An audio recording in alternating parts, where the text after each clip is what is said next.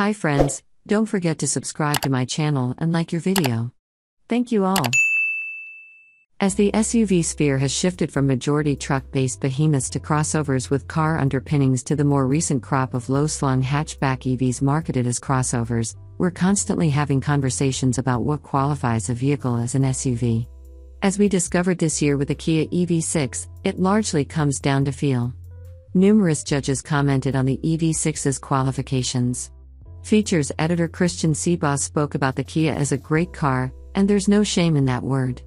Buyer's Guide director Zach Gale suggested the seating position doesn't say SUV at all, and senior editor and resident old man yelling at cloud Aaron Gold is convinced Kia only calls the EV6 an SUV for marketing purposes and that we shouldn't buy into its cow patties.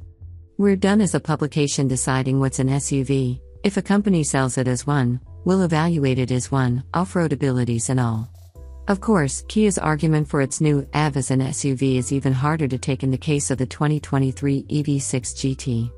With 576 horsepower, a GT button that turns off traction control for easy tail-out antics, and minimal ground clearance, it's much more sport than utility. Gold called it an electric drift monster. That sporty character extended past the GT, though. Senior editor Justin Westbrook mentioned that all three EV6s we tested, GT Line RWD, GT Line AWD, and GT, drove like performance vehicles, and most judges applauded the EV6's controlled body motions and direct steering. When not carving up canyon roads, drivers will appreciate the 5 levels of regenerative braking and linear power delivery. The Kia's driver assist features, shared with Hyundai and Genesis, are also intuitive and impressive here. The EV6 will follow gentle curves and can even execute its own lane changes at a prod of its turn signal stalk when the Level 2 hands-free driving system is active. That said, most judges pointed out the EV6 rode more stiffly and offered a less commanding view of the road than its Hyundai Ioniq 5 platform mate. Another difference between those two is how each approaches climate and media controls.